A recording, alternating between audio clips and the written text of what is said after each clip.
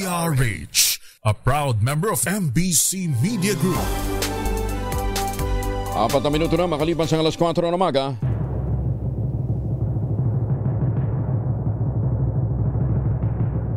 And the Golden Dove for Best Science and Technology Journalist goes to Angelo Palmones, DZRH. Ito na ang 28th KBP Golden Dove Awardee, Best Science and Technology Journalist, si Angelo Palmones sa Magandang Umaga, Pilipinas.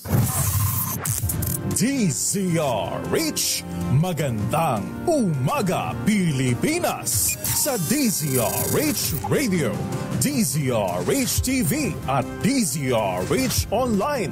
Kasama si Kuya Angelo Palmones. Magandang Umaga, Pilipinas.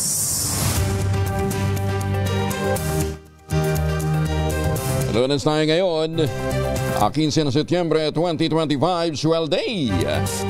Sa ulo ng ating mga balita, Armed Forces of the Philippines sa red alert sa harap ng mga kilos protesta kontra korupsyon. Malawakang rally ikinakasanara sa September 21. Panibagong rigodon sa Senado itinanggi, tinawag itong fake news ni Senator Ping Lacson. Ika-64 na pwesto para sa nakalipas na party list election nakuha ng Gabriela Party List. Kaso ng cholera worldwide sumipa ng 50% ayon sa WHO noong 2024. 3 individual arestado sa ilegal na pagbebenta ng fertilizer sa Nueva Vizcaya. Rainy Sunday naranasan sa ilang bahagi ng bansa dahil sa LPA, thunderstorms. Ilang LGU nagsuspende ng klase ngayong Lunes. Kasama pa rin natin ang buong radyo natin FM nationwide, ang ating action radio station sa Luzon, Visayas at Mindanao. 91.7 BNFM Radio sa Cebu at 94.3 FM sa Jensan. Bagong balita, bagong impormasyon. Kasama si Kuya Angelo Palmones. Magandang Umaga, Pilipinas! Sa detalye ng ating mga balita, naging maulan ang araw ng Linggo sa ilang bahagi ng bansa kahit walang bagyo. At inaasahang magpapatuloy ito ngayong Lunes. Ayon sa pag-asang naranasang malalakas sa mga pagulan, partikular na sa ilang lalawigan ng Mindanao, epekto ng low pressure area habang easterly sama ang nagpaulan sa Luzon. Muling namataan ang pag-asa ang sama ng panahon sa layong 115 kilometro north of Coron, Palawan, pero maliit lamang ang tsansang mabuo bilang bagyo. Ngayong Lunes, asahan din na magiging maulan sa Metro Manila, Ilocos Region, Cordillera Administrative Region, Cagayan Valley, Central Luzon, Calabarzon, Mimaropa, Western Visayas, Negros Island. Gayon din sa Camarines Norte, epekto naman ng LPA at localized thunderstorms. Ilang lugar sa Mindanao ang binaha kahapon dahil sa bagulan kahit walang bagyo. Kabilang dito ang lungsod ng Davao, Davao Oriental, Camarines Norte at La Trinidad sa Benguet. Suspendido ang klase ngayong araw, September 15, sa ilang mga lugar sa bansa, partikular na sa Calabarzon, dahil naman sa naranasang sama ng panahon, epekto ng low pressure area sa Southern Luzon. Kabilang sa mga nagsuspindi na ng klase ang Laguna, all levels and public and private. Sa mga bayan ng Pila, Santa Cruz, may ang Kalawan, Kabinti, Kalayaan, Liliw, Luisiana, Lumban, Magdalena, Mahayhay, Nagcarlan, Paete, Pagsanhan, Pakil, Pila, Rizal, Victoria at Los Baños. Sa Quezon naman, ito nagsuspende ng klase. Pagbilao preschool to senior high school, public and private. Mauban, all levels, public and private. General Luna Elementary, all levels, public and private.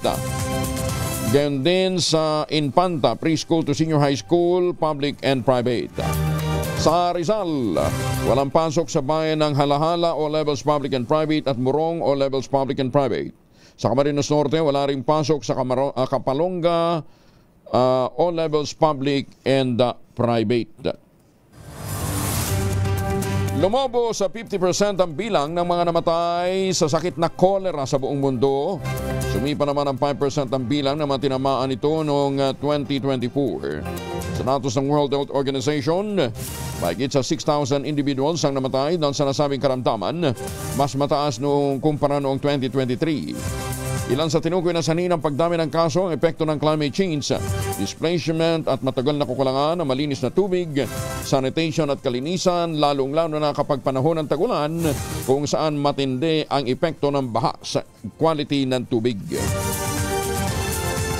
Balik sa kalsada na sa Metro Manila ang pamosong labas.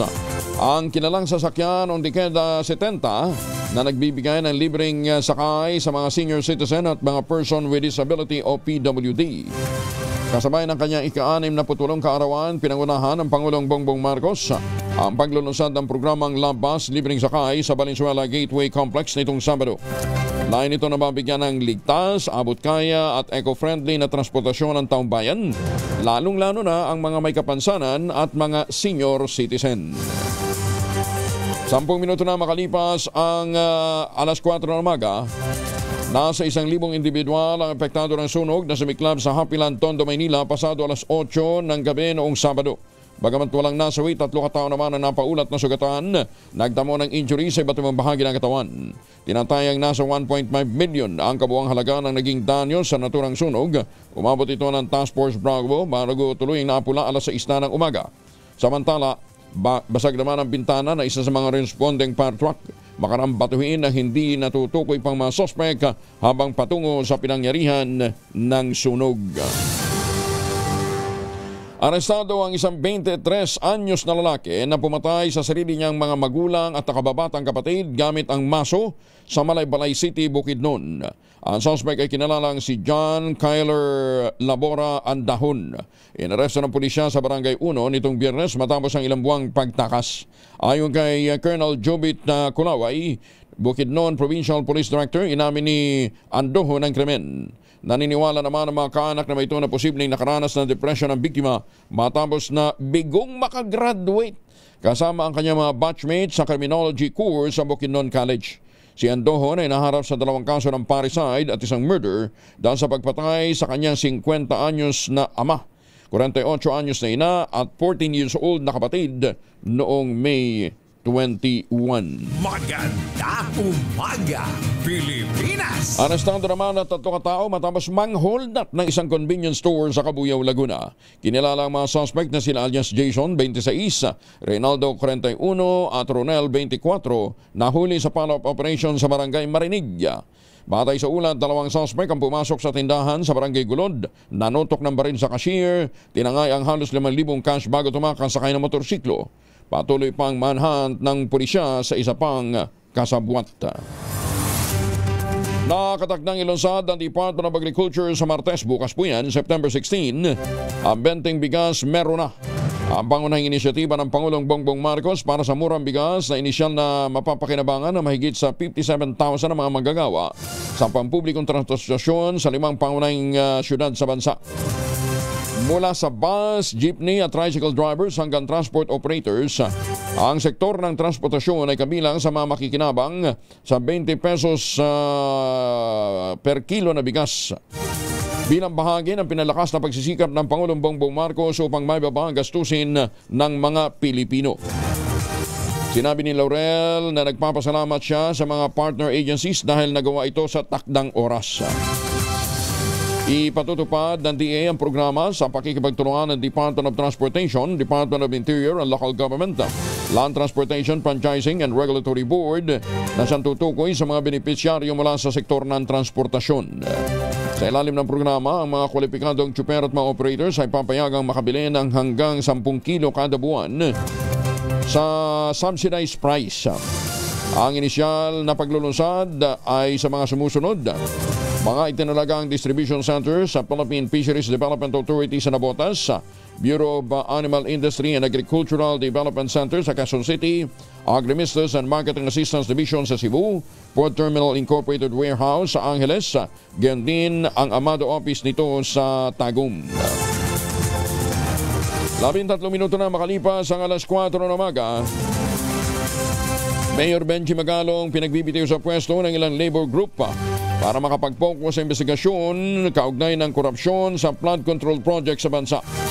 Detalye ng balita mula kay Romy Gonzalez, RH41 ay Bagdabigat. Romy. Iginiit ng ilang labor groups kay Mayor Benji Magalong na magbitiw sa kanyang pwesto bilang alkalde ng Baguio City matapos itong hirangin ni Pangulong Bongbong Marcos Jr. bilang special advisor at investigator sa binuong Independent Commission on Infrastructure na natasang mag-imbestiga sa talamak na korupsyon sa mga flood control projects sa bansa. Ayon sa grupong nagkaisa, Labor Coalition, kailangan magbitiw si Magalong para makapag-focus sa gagampanan nitong tungkulin sa investigasyon ng ICI.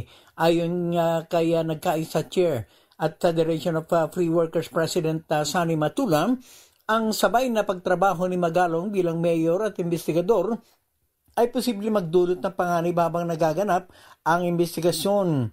Gayman na unang sinabi ni Mayor Magalong ang kanyang commitment na mananatiling mayor ng Baguio City. Ito si Aris 41 Romy Gonzalez para sa DZRH. Una sa Pilipinas, una sa Pilipino. Magandang umaga, Pilipinas! Maraming salamat, Romy. Jose Gina.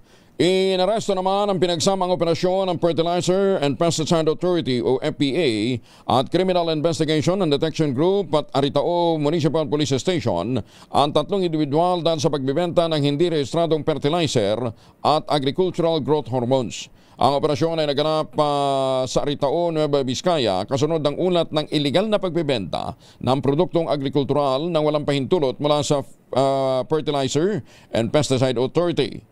Nasamsam ng mga otoridad ang tinatayang 475,000 halaga ng hindi rehistradong fertilizer at mga growth enhancer kasunod ng operasyon. Ang mga naresto ay kinalalang sina Jimuel, 34, Aisa, 36 at si Fernando, 45, mga residente ng Gimba, Nueva Ecija.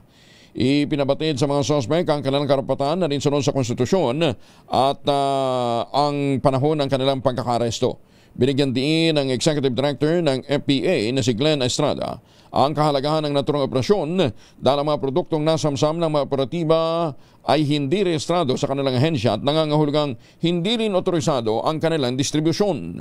Ang operasyon ay dokumentado gamit ang dalawang alternatibong recording device. Sinaksayan ito ng dalawang barangay opisyal.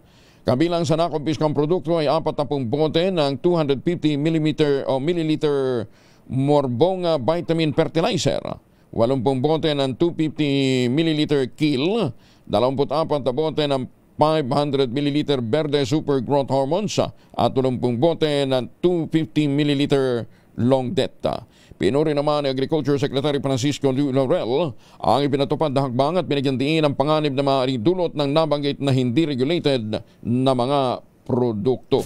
Magandang umaga, Pilipinas! Nagtipo naman sa Maynila nitong nakalipas na araw ang mga gaming regulator mula sa iba't ibang bansa sa Asia Pacific. At ito yung kauna-unahang Asia Pacific Regulators Forum na naglalayong matalakay ang mabilis na mga pagbabago sa digital gaming. Sa kanyang mensahe, sinabi ni PAGCOR President at COO Wilma Esma, mahalaga na bagamat magkakaiba ang laki at antas ng pag-unlad ng gaming jurisdiction sa buong rehiyon, magkakatulad naman ang kinakaharap nilang mga hamon gaya ng cross-border transaction, mabilis na digitalization at ang balanseng pagtutok sa kita ng ekonomiya at pananagutan sa ahensya. Gayunman, sinabi ng opisyal na sinusubok ng digitalization, remote gaming at mga bagong platform ang nakasanayang sistema ng regulasyon.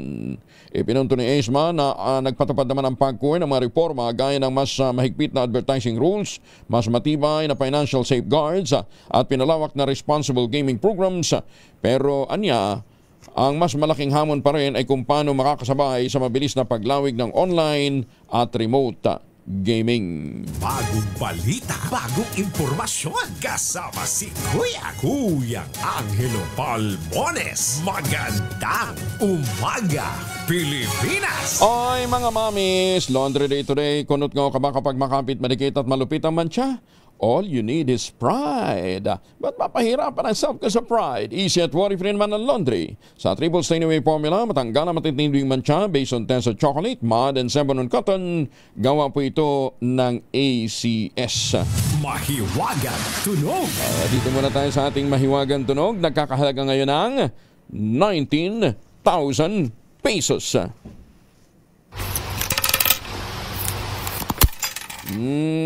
Dalawang items po yan. Nahulaan ng pareho. Hindi na sila magtagpo pa. Ayan. At saka ano yung prinsipyo ho ng P6, ha? Hindi na tayo magbibigay po ng dagdag na clue. Ang inyong masagot, ipapadala po ninyo sa 0919-282-645. Sundan ang tamang format po ng pagte-text, empty space, name slash, other slash, contact number slash, at ang inyong sagot. Isang beses lamang po maaari mag-text sa ating text line gamit ang inyong mobile number. At dun sa mga sasagot online, kinakailangan meron po kayong sharer badge. Ayan, klaro yan, ha? Basta ho, 19,000 ang nag-iintay na premyo ngayong araw na ito. Pwede nyo sagutin yan habang kayo ay naliligo gamit ang Shield Bath Soap. Magandang umaga, Pilipinas! Handa ka na ba? ACS Millones 2025 Grand Draw na. May chance ka manalo ng 300,000 pinababa, ha? 300,000 o 600,000 o kaya 1 milyong piso. Plus free concert pa. September 20 po yan sa Sabado, ha? 2 p.m. with live performances ng 1621 ni John Rex, Yara at saka ni Laika Gayranod. Meron pang papremyo sa mga maswerteng manunood. Kaya tara na sa Aliw Theater, September 20, alas 2 ng hapon. ACS Millones Grand Draw na. Magandang umaga, Pilipinas! Pero si Judy Ann Santos nanindigang hindi mag-iendorso ng sinumang politiko sa gitna ng flood control scandal. Detalye na balita mula kay Gorgie Rula. Gorgie, good morning! Mainit pa rin pinag-uusapan ng iniimbistigahang korupsyon sa ating bansa at involve ang karamihan sa mga artistang very vocal sa pagsasalita ng kanilang pagkadismaya sa mga nangyayari. Kaya ang ibang kilalang artista ay nagsasabing hindi na talaga sila sasali sa politika. Isa si Judy Ann Santos at talagang ayaw daw sa politika at hindi na siya mag-i-endorso ng isang politiko o anumang political party. Nung kabataan niya ay minsan lang siya nag-endorse ng isang senatorial candidate na nanalo pa. Sinasabi na lahat na si Judy Ann nga ang nagpanalo sa kanya noon. Pero nung panahong iyon ay sinunod lang daw niya ang kanyang manager, ang namayapang si Alfie Lorenzo. Pero ngayon ay inintindihan na raw niya ang lahat, hindi na raw talaga siya pwede lalo na't may mga produkto siyang iniendorso. Heto pa ang pahayag ni Judy Ann Santos. Well, looking back, I should have known better. I could have said no, I could have said yes, I could have... Ngayon kasi talagang I cannot. I cannot, I have to protect so many clients and I have to protect so many people. That's, people would ask me, bakit hindi ka nag-endorse na ganito? Party list man lang. Hindi po pwede. And I think that's a blessing. Yan ang pahayag ni Judy Ann Santos. Gorgie Rula po nag-uulat mula sa showbiz ng DZRH, una sa Pilipinas, una sa Pilipino. Maraming salamat, Gorgie. Tama naman si Juday. Hindi kumikibo ngayon yung mga nagsipag-endorse ng mga artista, ha? Hindi kayo kumikibo doon sa mga party list na in-endorse nyo ang sabit, ha? Sa corruption. Ipoproklama ng Commission on Elections of COMELEC ang Gabriela Party List bilang ika-64 ng party list organization na uupo sa 20th Congress. Ayon kay COMELEC Chairperson George Garcia, si dating Kabataan Party List Representative Sara Ilago ang magiging kinatawan ng partido bilang kanilang first nominee sa 2025 midterm elections. Nilinaw naman ni Garcia na wala itong kinalaman sa kanselasyon ng registration ng Duterte Youth Party List na kilalang taga-suporta ng dating Pangulong Rodrigo Duterte. Ipinaliwanag ni Chairman Garcia nilabag ng grupo ang mga proseso para sa kanilang party list registration kaya't nakansila ang kanilang registration. Inaasahan namang ipoproklama sa September 17 ang nasabing Women's Rights Group. Inaasahan din si Speaker Martin Romualdez ang mag-o-officiate ng oath-taking ni Congresswoman Ilago. Iniimbestigahan na ng Department of the Interior and Local Government ang biyahe ng mga opisyal ng Maynila, yung Sangguniang Kabataan ng Manila, nagtungo po sa Bangkok, Thailand. Inulan ng batiko sa social media ang post ni SK Federation President Councilor Juliana Ibay kung saan ibinahagi niya ang kanyang larawan sa Facebook. Ayon kay Justice Interior and Local Government Secretary June Bicrimulya, nais nilang malaman kung may public funds na ginamit sa 3 araw na trip ng mga SK leaders. Matapos kumalat ang mga larawan ng kanilang pamamasyal sa floating market at elephant camp sa Bangkok. Baka naman yun ay bahagi lang ng ano nila, ng ano tawag dito, official activity. Oo. Depensa naman ng SK Federation dumaan sa formal na proseso. Inaprubahan din ng DILG at Manila Local Government Unit ang kanilang capacity development training. Nag-aaral sila kung paano sumakay ng elepante. O masama ba naman yun? Wala namang elepante na dito sa Pilipinas, di ba? O yung elepante dati dyan sa Manila Zoo, ano na lang ngayon? Simento na lang ngayon, di ba?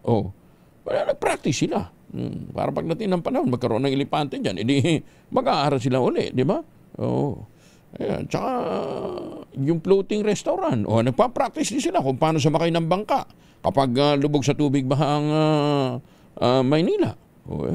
Di ba? Sinisilip niyo yung mga problema ng biyahe na yan ng SK Federation. Pero hindi natin sinisilip yung lakbay suroy ng mga barangay kapitan, ng mga barangay kagawad, ng mga kaunsilor. Ang dami ho niyan. Ano ta? Training, capacity building. Capacity building, nek-nek nyo. Magandang umaga, Pilipinas! Gala lang yan eh. Ano daw? Lakbay aral? Lakbay gala lang yan. Napanood na natin yan. Kaya lang, hindi lang naman hong SK Federation ang may gawa niyan. Ang dami!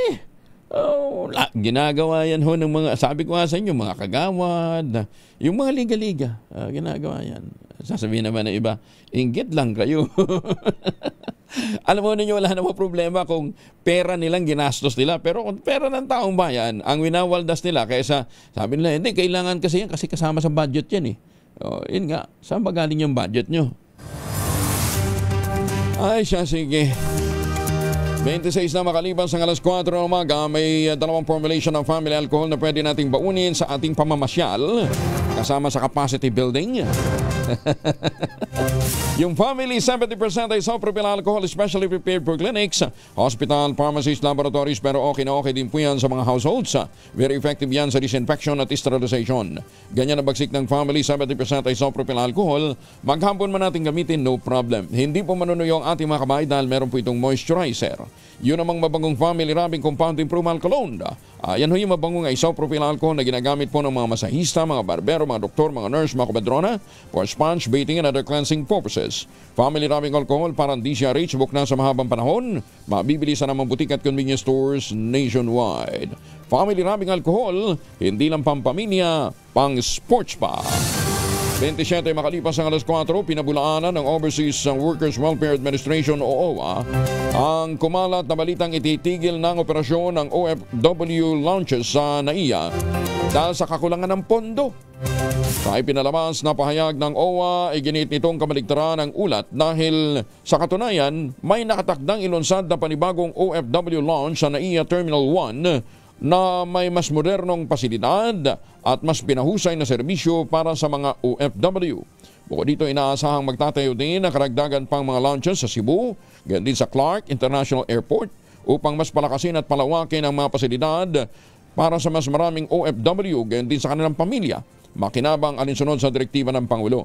Paliwanag pa ng OWA, ang kanilang hirit na dagdag budget para sa susunod na taon ay nakalaan para sa pagpapanatili at pagpapabuti ng serbisyo ng OFW lounges, kabilang ang libreng pagkain at iba pang benepisyo. Bagong balita, bagong impormasyon, kasama si Kuya Angelo Palmones. Magandang umaga, Pilipinas! Mga misi, sa may araw si Mr. Pag-uwi galing ng trabaho, abay dahil sa germs sa katawan nila para labanan ang amoy araw at amoy pawis, gumamit ng Shield Bath Soap regularly. Unbeatable ang Shield sa paglaban sa germs versus another brand by Shea Butter, pampalambot ng kutis sa prasyong abot kaya 12.50 SRP. Kaya naman recommended ito ng Philippine Nurses Association. Kaya mga misis ay challenge nyo, subukan ng Shield Bath Soap.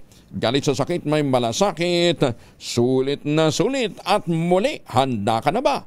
ACS Millones 2025 Grand Draw na. May chance kang manalo ng 300,000 pesos, 600,000 pesos, or 1 million pesos plus. May free concert pa. September 20, alas 2 ng hapon, sa Sabado na po yan, with live performances ng 1621, John Rex, Yara at ni Laika Gayranod. Meron pang papremyo sa mga maswerteng manunod. Kaya tara na sa ulit Chatter, September 20, alas 2 ng hapon, ACS Millones Grand Draw na. Bagong balita, bagong impormasyon. Kasama si Kuyang Angelo Palmones. Magandang umaga, Pilipinas! Laseng na lalaki tinaga sa ulo ng nakaelita na sospek sa Lope de Vega, Northern Samara. Kaya pag iinom ng alak, ilagay sa tiyan, huwag sa bumbunan. Detalye na balita mula kay Jane Galit Bantayan. Jane, may buntag. Nagtamo naman ang malubang sugat ang isang lasing na lalaki dito sa lalawigan ng Norte Samar matapos na tagain sa ulo ng isang suspect. Nangyari ang krimen sa bayan ng Lope de Vega.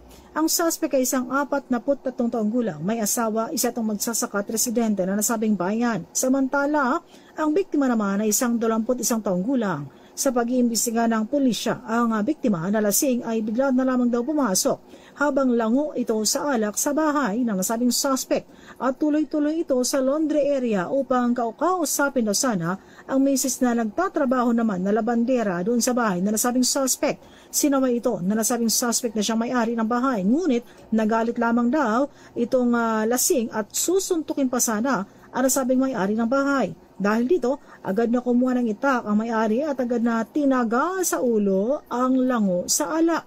Ang biktima ay nagtamo ng malalim na sugat sa ulo na agad naman dinala sa RHU. Ngunit dahil maluba ang kondisyon ang lagay nito, inilipat ito sa North Samar Provincial Hospital para sa masusing gamutan. Naaresto naman agad ang nasabing suspect at tinala sa Lope de Vega Municipal Police Station para sa kakulang dokumentasyon at tamang disposisyon. Siniguro naman ng PNP na agad na marirespondihan ang mga inire-report na krimen sa kanilang lugar. Mula sa Aksyon Radyo Katarman, RH34 Jane Galit Bantayan ng DZRH, una sa Pilipinas, una sa Pilipino. Daghang salamat, Jane Galit Bantayan. Inilarawan naman ni Michael Villagomez, ang head ng General Services ng Quirino Memorial Medical Center, kung paano ang bagong inaugurated na halfway house na itinaguyod ni Senator Bongo ay nakatulong nagpagaan sa buhay ng mga bantay ng mga pasyente na hindi kinakailangan bumiyahe sa Maynila mula sa malalayong lalawigan. Ayon kay Villagomez, ang pasilidad ay higit pa sa isang gusali. Ito isang lifeline para sa mga nagpupuyat sa tabi ng kanilang mga kamag-anak na may sakit ngunit walang matutuluyan sa lungsod. Nagtungo si Senator Bongo sa QMMC noong Huwebes upang saksihan ang blessing at pagbubukas ng bagong halfway house, isang pasilidad na aktibong sinusuportahan niya upang matulungan ang mga nagbabantay ng mga pasyenteng nangangailangan ng pansamantalang tirahan habang ang kanilang mga mahal sa buhay ay nakakonfine sa ospital. Todo pasasalamat naman si Villagomez sa senador sa inisyatiba nitong magkaroon ng nasabing pasilidad ang QMMC na inalawan niya bilang isang napapanahon at mahalagang suporta para sa mga nag-aalaga ng pasyente. Zero medical balance ang regalong handog ng Pangulong Bongbong Marcos sa 3 pasyente ng Valenzuela Medical Center. Ipinagutos ito ng Pangulo kasabay ng kanyang kaarawan noong Sabado, September 13. Sagot ng pamahalaan ang mahigit sa 1.8 million pesos na hospital bill ng isang 75 anyos na ginang na nakipaglaban sa acute respiratory failure.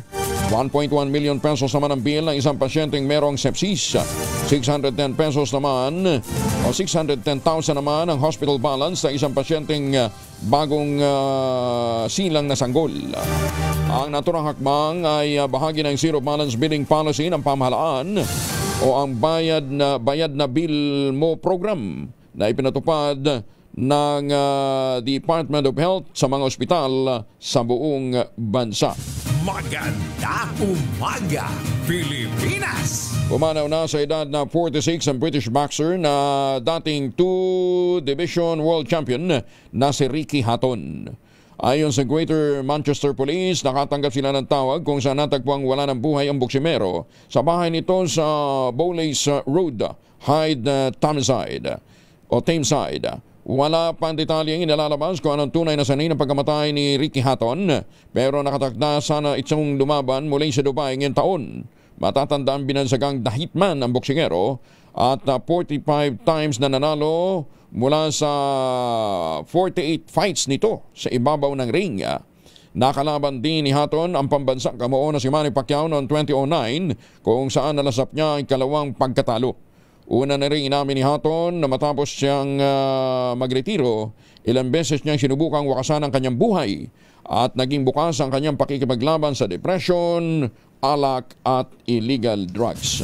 Maganda umaga, Pilipinas! Teenager na nakamotorsiklo na bangga ng pick-up na minamaneho din ng isang teenager. Susmigino. Nangyari po ito sa Samal, Bataan. Detalye na balita mula kay Danny Cumilang, RH37. Danny, good morning. Nagtamo na fracture ang isang paa ng teenager na driver ng single motor matapos mabangga ito ng isang Nissan Navara pick-up na ang driver din ay isa ding teenager na naganap ang aksidente alauna 15 ng hapon sa Roman Highway sa Barangay Imelda, Samal, Bataan.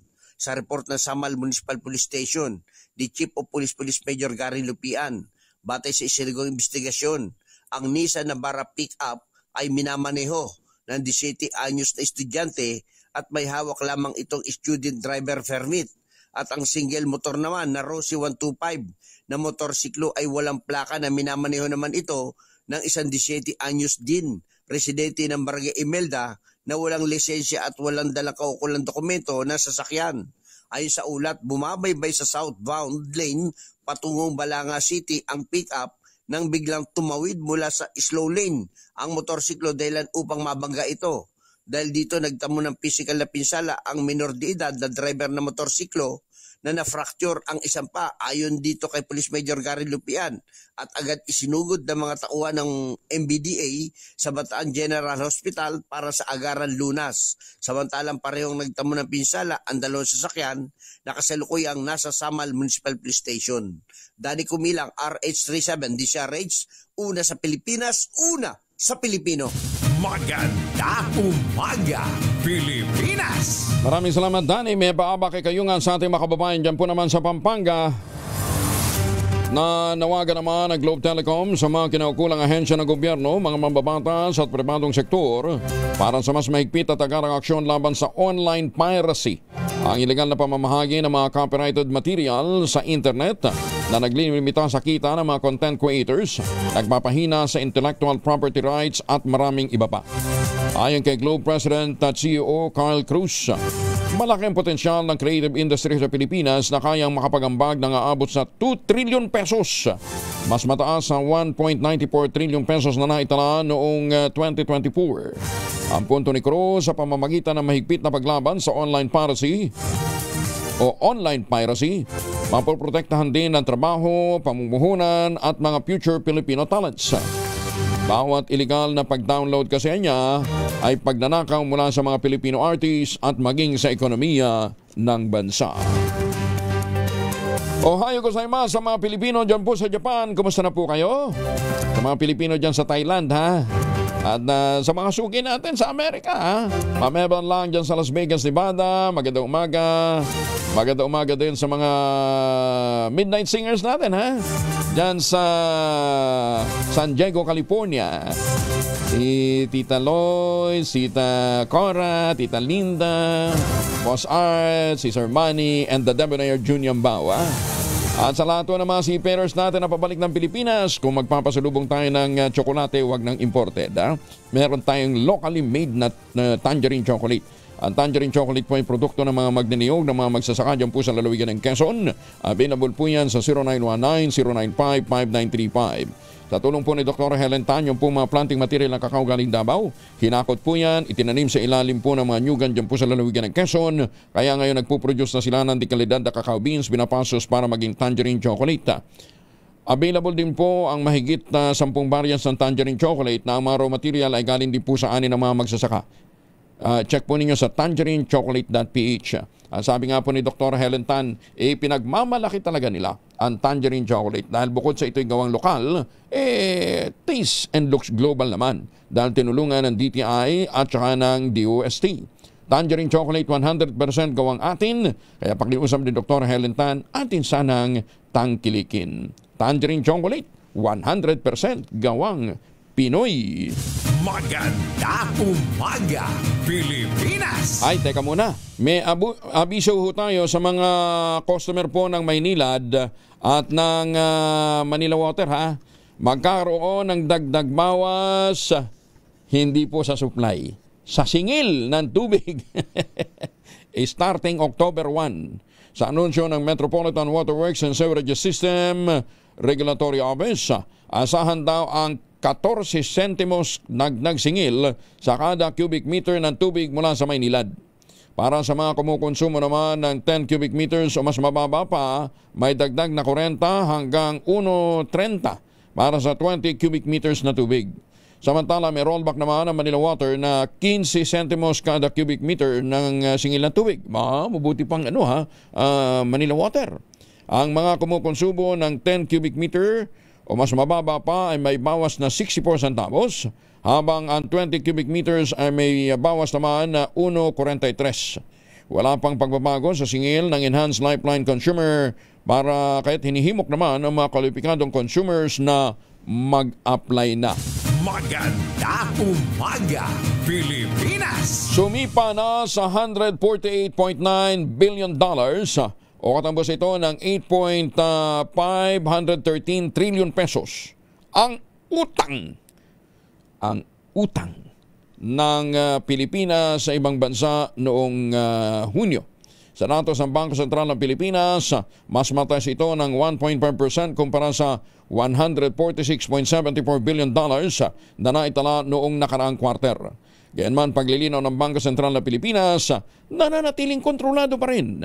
At tumaas man daw dahil sa paghina ng palitan ng piso at dolyar, within the control pa rin ng Bangko Sentral ng Pilipinas.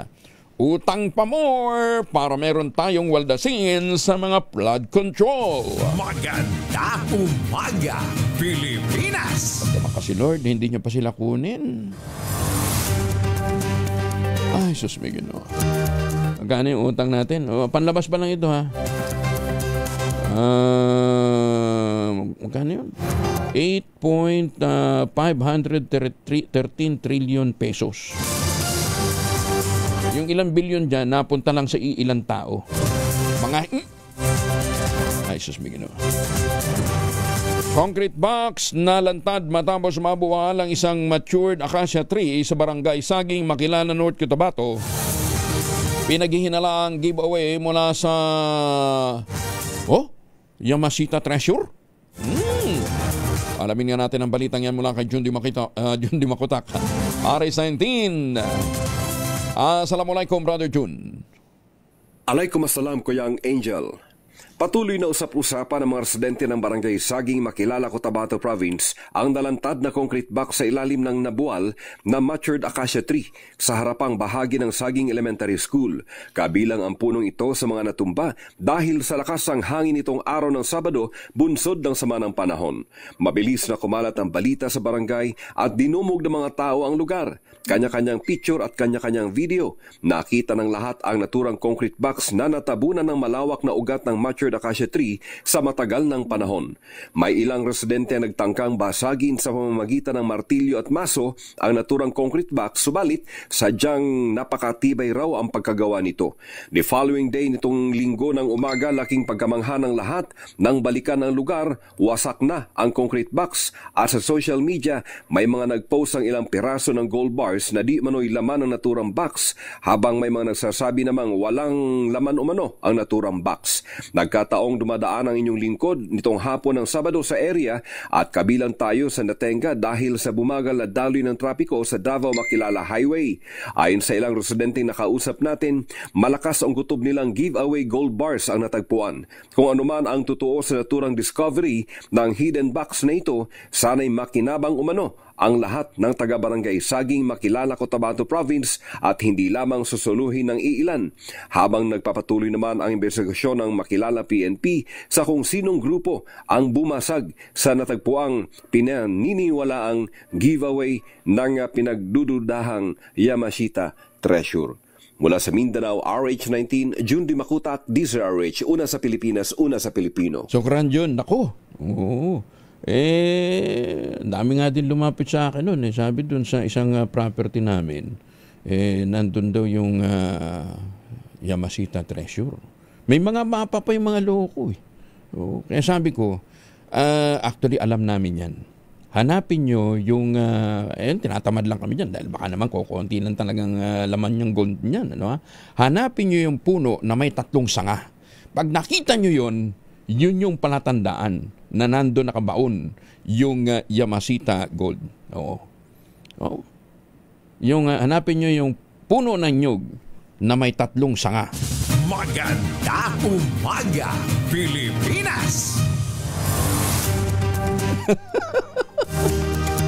Oy, akala nyo nagbibiro ako? May mga naghanap nga. Nyug na may 3 sanga. Oh. Bagay. Hapon din, may nakipagtalo sa akin. May kambing daw, 5 anak. Sabi ko, dadalawa lang suso ng kambing. Hindi naman daw posible yan. No. Pwede siya, sige. Wala yun sa kambing ng lolo ko. Ay, nako, oras na. Alas 4:45. Oras na para tayo po naman ay mag-ultamayo, ha? Ano nga bang ultamayo? Ang ultamayo po ay postbiotic with Lactococcus lactosерine plasma. Ito po ay dumaan sa mahabang clinical trial dyan po sa Japan. Ang bawat kapsula ng ultamayo ay nagtataglay ng 50 billion cells ng Lactococcus lactosерine plasma. Kaya naman ho, napaka-potent na pagpasok po sa ating katawan, ina-activate po nito yung PDC, yung plasmacytoid dendritic cell. Yung po yung dinatawag na madulubasan na commander ng ating immune system. At yan po nagtataboy ng mga toxin sa ating katawan habang tayo po ay natutulog.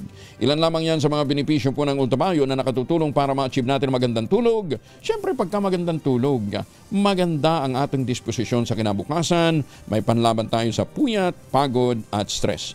Kung meron pa ho tayong mga katanungan tungkol po sa ultamayo, abay mag-text lamang ho kayo, ha? Ito po yung hotline nila, 0931-033-2871. May mga medical experts na nakastabay dyan, ha? 0931-033-2871. Ang ultamayo po ay rehistrado sa Food and Drug Administration, halal certified. Available po yan sa South Star Drug, Mercury Drug, HB1 Plus Pharmacy, Joann's Pharmacy, Amesco Drug at Curamed. At eto pang magandang balita, ha? Kapag bumili ka ng isang box ng Ultamayo Postbiotic, yung 30 capsules, sa aninmang Mercury Drug Store sa buong bansa, makakakuha ka ng free 100 peso Mercury Drug gift certificate. Promo runs from August 1, 2025 to July 31, 2026. Per DOH FDA CFRR permit number 0981-0/2025. Mahalagang paalala ang Ultamayo ay hindi gamot at hindi dapat gamitin panggamot sa anumang uri ng sakit. BBM rice na 20 pesos per kilo dinagsa ng mga bumili sa Plaza Rizal sa Tacloban. Nandun din si Jimmy Angay-Angay, Aris 32, maupay nga agad Jimmy.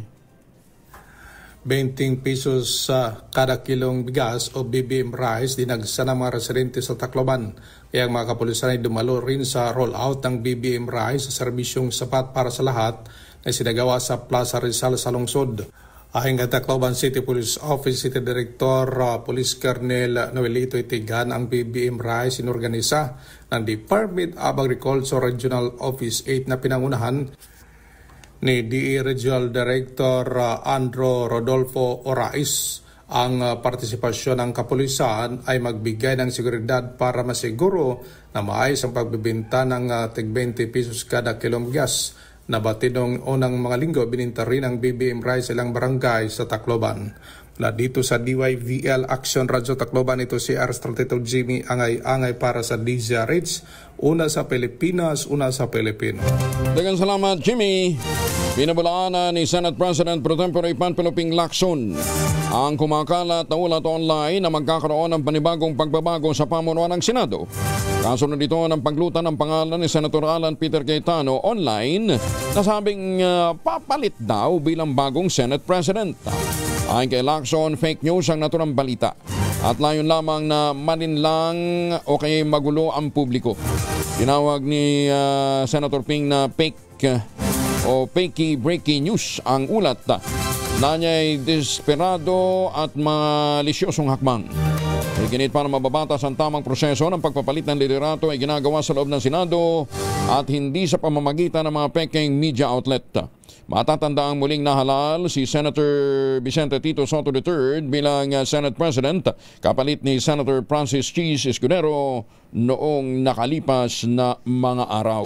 Magandang umaga, Pilipinas! Street-level individual drug suspect na binata, arestado naman sa bypass operation sa Dasul, Pangasinan. Detalye na balita mula kay Freddy Pajardo, Aris 38. Masantos siya kwasanid siya kamin sa ating mga kababayan dyan sa Pangasinan, Freddy. Masantos siya kabuwasan Kuyang Angel.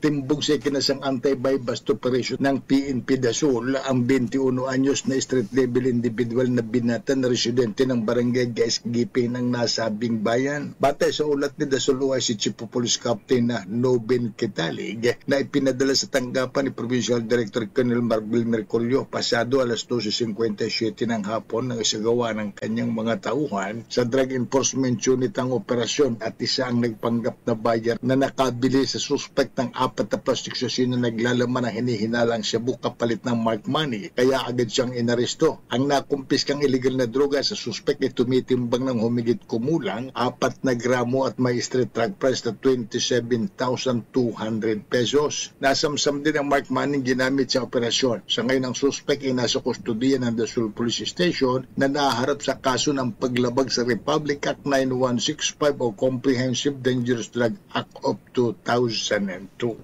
Mula sa Action Radio Pangasinan, ito si Freddy Pajardo, Aris 30 tag-uulat para sa DCRH, una sa Pilipinas, una sa Pilipinas. Maraming salamat, Freddy. 4:50 ang oras sa buong Kapuluan. Kasama na natin si Direktor Teresito Toto Bacolcol ng PBOX. Kumustahin natin ang Kanlaon. Direktor, magandang umaga. Yes, sir. Good morning din po sa inyo. Apo, kumusta si Kanlaon?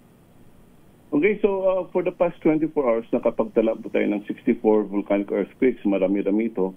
Kaya kahapon naglabas tayo ng advisory. Kasi itong volcanic earthquakes na to, ito ay yung tinatawag nating volcano-tectonic earthquakes. Ito yung indication ito na may nabitak ng mga bato sa ilalim ng vulkan dahil sa pressure. So, ito ay sinyales na may tension at pressure sa edifice sa ilalim ng bulkan na dapat natin bantayan. Ilang araw na itong ganito, Director? 24 hours pa lang kasi previous to that, wala naman tayo, 4 lang yung volcanic earthquakes natin and then biglang nagkaroon tayo ng 64. So, medyo marami-rami and kaya naglabas ng advisory. Pero wala namang ibang indicator na merong bukod lang dun sa mga volcanic earthquake na yon.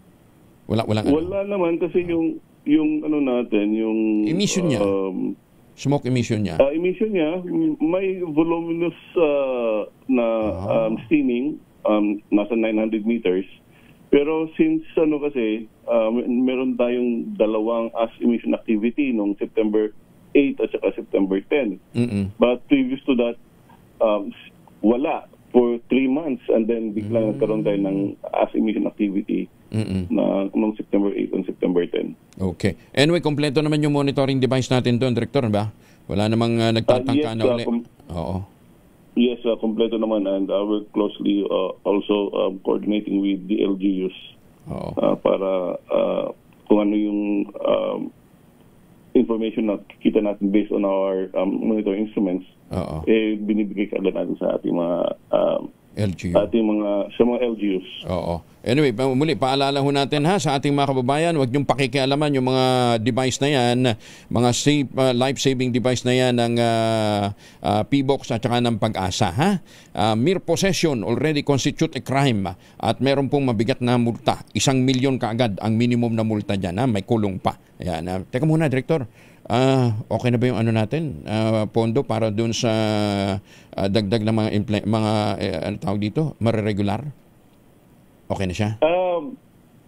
Yung pondo natin for next year, yung budget ng PBOX based doon sa NIP sa NEP, it's 10% higher than what we received this year.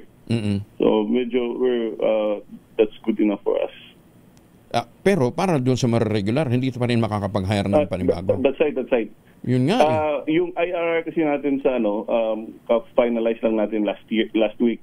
And with that, after ma-finalize na yun, we will negotiate na with the DBM. Oo, ito dapat lagyan ng insertion, di ba?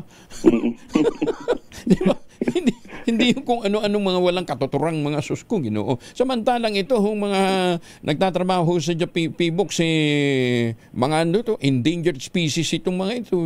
Baka bukas makalawa, yung mga trainee nila Director Toto, mapirate na naman ng mga private companies o kaya ng mga foreign counterparts sila. Ha? Director Toto, maraming salamat for joining us. Magandang umaga. Ingat po. Yes, sir. Maraming salamat din po. Teka muna, si Taal daw, okay naman? Yes, okay naman. Wala naman tayong as alert level 1 pa rin yung Taal volcano. And for the past 24 hours, 6 na volcanic earthquakes lamang yung naitala natin. Oo. Huwag ka nang magtanong ng iba pa at meron ka nang balat sa puwet. Ano ba ito?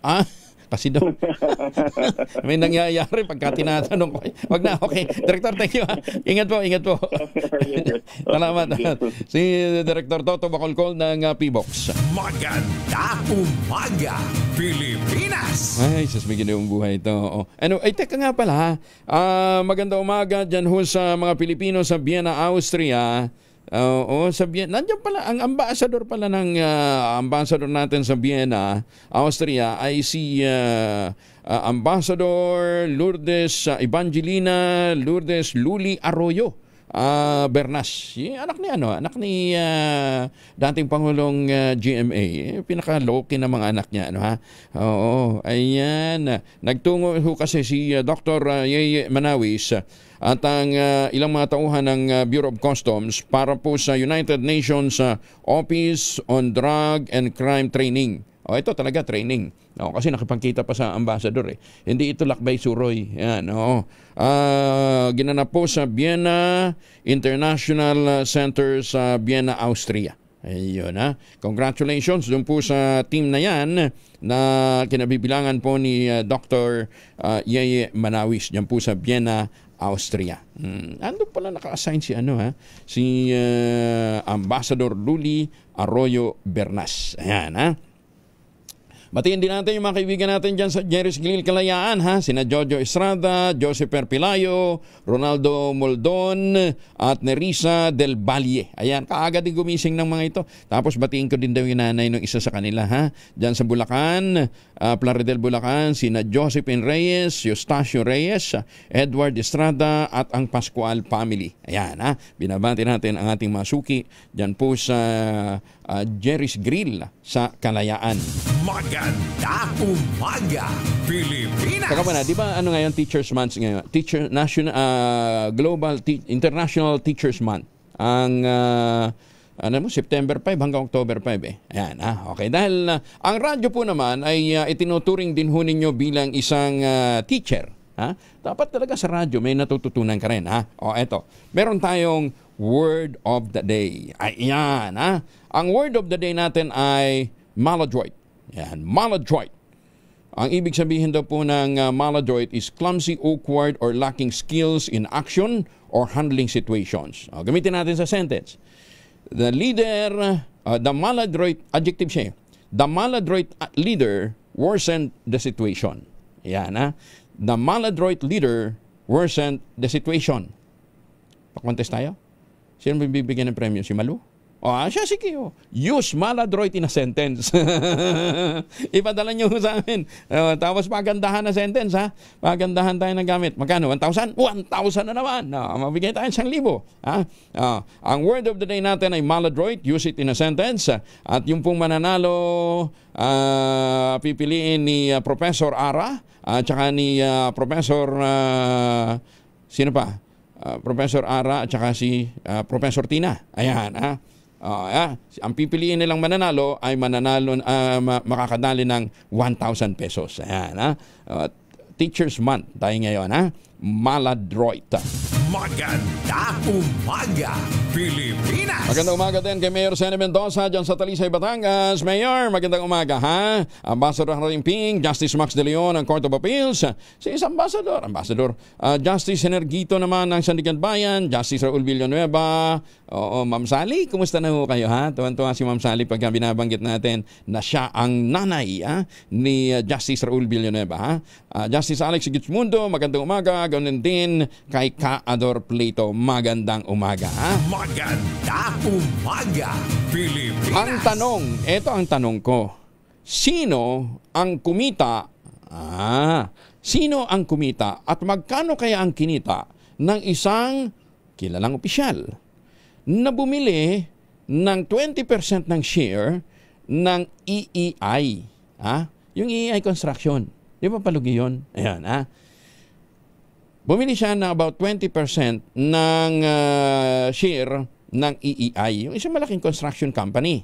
Ayan, kahit na palugi. Tapos, eto ngayon, si Pag-ibig Fund, na kahit palugi po ang EEI, nag-invest po ng 6 billion. After na mag-invest si Pag-ibig ng 6 billion, bumitaw si Mr. Politician. Ayun, swerte naman Magkano naman kaya kinita niya? Yun daw kasing biniling preferred shares ng EEI, hindi ho basta-basta maibibenta. Kinakailangan may bibiling bago para ma-unload. Ay paano? Kikita naman siguro ng tubo. Yun nga lang, kailan maibibenta ang nabiling shares na yon ng Pag-ibig sa EEI.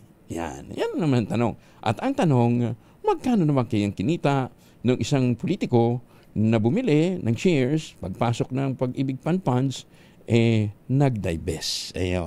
Nagbenta ng kanyang shares. Magandang umaga, Pilipinas! Alas 5 na umaga.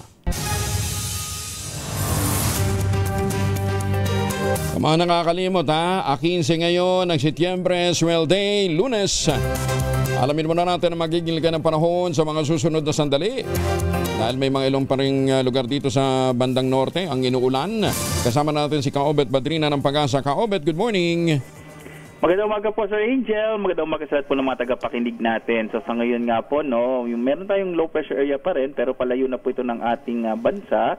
Huli itong namatan 235 km kanluran ng San Jose sa lalawigan ng Occidental Mindoro. At hindi natin ito inaasahan na magiging bagyo pa sa ngayon, napakalitan ng posibilidad habang palayo ng bansa. Maaari din itong malusaw o lumabas ng Philippine Area of Responsibility bukas. Samantala, may mga dala pa itong kaulapan na maaaring magdala ng mas malaking tsansa ng mga pag-ulan sa malaking bahagi ng Luzon pa rin sa araw na ito, lalo na sa Ilocos Region, Cordillera, Central Luzon. Maging dito sa Metro Manila, maulap na kalangitan na may mahinag sa katamtamang pag-ulan din ang mararanasan. Gayun din po sa Calabarzon, Mimaropa at Western Visayas. Sa ibang bahagi natin bansa, mga isolated o pulupulong pag-ulan, pagkilat, pagkurog na mararanasan sa hapon hanggang sa gabi. Maliban nga po dito sa monitor nating low pressure area, medyo maliit pa yung chance magkaroon tayo ng bagyo in the next 2 to 3 days, kasi maliban sa LPA na ito, wala pa tayo iba pang monitor na low pressure area sa loob or labas man ng Philippine Area of Responsibility. Pero hindi malakas ang hangin hindi naman po. Maulan lang siya, matubig siya, pero hindi siya mahangin. Yes po, sir. Tsaka po palayo naman din siya. So in-expect natin the coming days, mababawasan natin yung mga pag-ulan, mas possible na mas makita natin yung araw po. Kasi sayang din yung mga maliliit pang bunga ng mangga at saka ng rambutan. Sa amin doon sa Mindanao, in-expect natin na pagka lumaki yun, by October, may maha-harvest tayo. Yes. Yan. Kaobet, thank you ha. Ay, teka mo, walang gale warning, wala rin po. Yan. Wala nakataas. Wala po tayong nakataas sa gale warning ngayon. Kaya mari naman pumalawat yung mga sakyang pandagan. Pero yung mga pag-ulan dito sa may bandang Mimaropa, tuloy yan today? Magtutuloy-tuloy? Opo. Lalo na po actually yung area nga po ng Palawan at Mindoro. Palawan. May mga kaulapan pa rin yung low pressure area. So expect po natin na maulap pa rin yung kalangitan at malaking tsansa pa rin ng mga pag-ulan. Kaobet, thank you ha. Ingat. Maraming salamat. Po, magandang umaga. Si Kaobet Badrina mula po sa Pag-asa. Magandang umaga, Pilipinas! At naman po ang lakad natin ngayong araw na ito, magbaon ng proteksyon laban sa mikrobyo. May dalawang formulation ng family alcohol na pwede nating pagpilian. Yung family, 70% isopropyl alcohol, especially prepared for clinics, hospital, pharmacies, laboratories. Pero okay na okay din po yan sa mga household. Sa ating mga emergency kit, very effective yan sa disinfection at sterilization. Ganyan na bagsik ng family, 70% isopropyl alcohol. Maghapon man natin gamitin, no problem. Hindi po manunoy yung ating mga kamay dahil meron po itong moisturizer.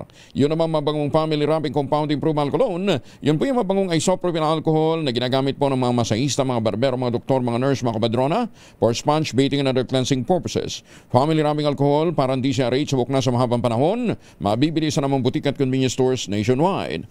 Family wrapping alcohol, hindi lang pampamilya, pang sports pa. Magandang umaga, Pilipinas! Nakiisa si Vice President Sara Duterte sa pagdiriwang ng Piña Francia Festival sa Naga City, Camarines Sur.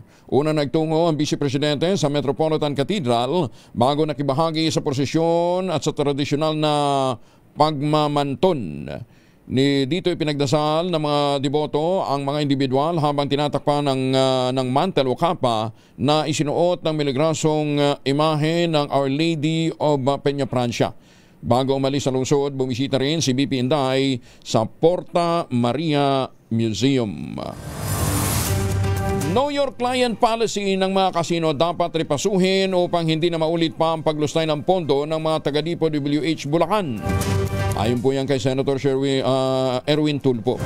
Detalye na balita mula kay Raymond at Paz, RH28. Raymond, good morning. Malaking kakulangan sa panig ng mga kasino kaya't nangyari ang paglustay ng pondo ng mga taga-DPWH Bulacan. Ayon kay Senador Erwin Tulfo, mahina ang Know Your Client Policy na pinaiiral ng mga kasino.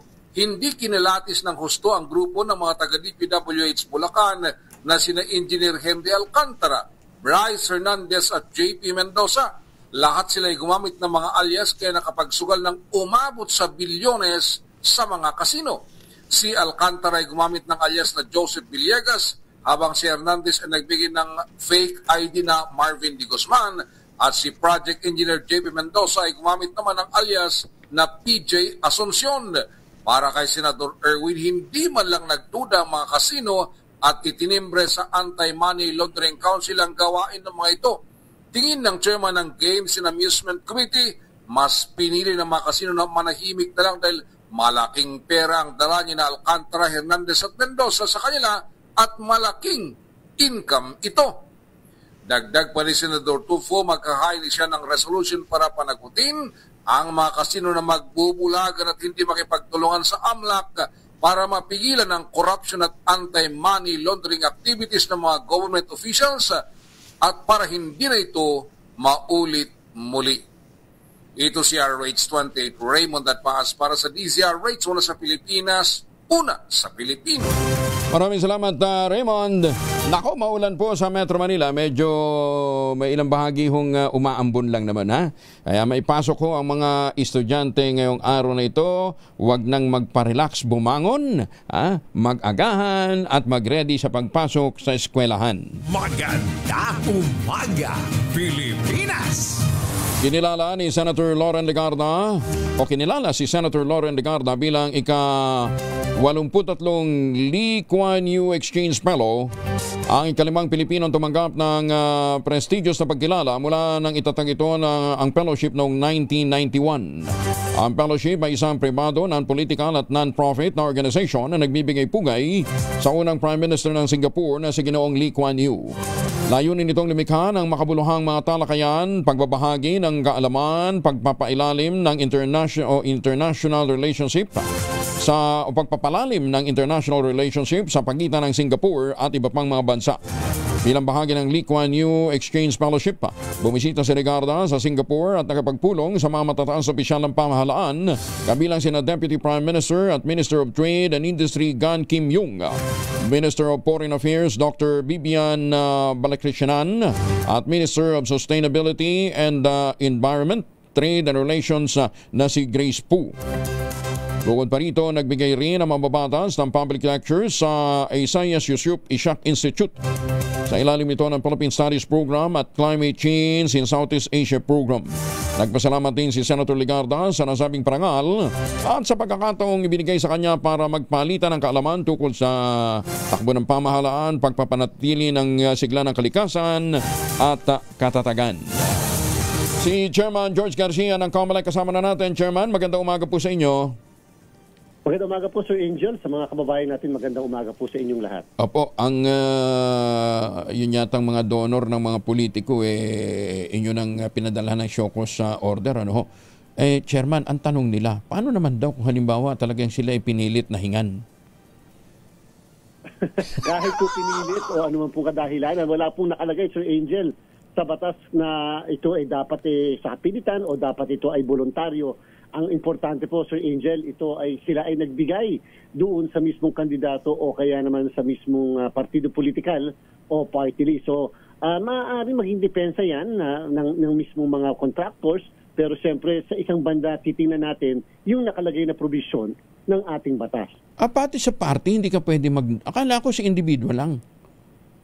Kapag ka po kasi contractors ng either po service contractor o kaya public works contractor sa ating pamahalaan, bawal po silang magbigay. Pero kung ikaw ay ordinaryong contractor, halimbawa nangungontrata ka sa pribadong sektor o kaya ang mga kliyente po ay pribado, wala pong problema magbigay ng donasyon sa mga tumatakbo o kaya naman sa mga political parties o party list. O kaya naman isang tao, pwede naman talaga magbigay yan, wala pong problema. Maliban na lang kung may kontrata sa pamahalaan. Ang purpose talaga ng batas natin, Sir Angel, ay mapigilan na yung mga nangungontrata ay makakuha pa ng kontrata kapag sila ay nanalo yung mga binigyan nila. O kaya maka-impluensya sa mismong pagkilos, desisyon ng mga binigyan ng suporta o tulong nila. Pero sabi nyo, pati political party, bawal ha?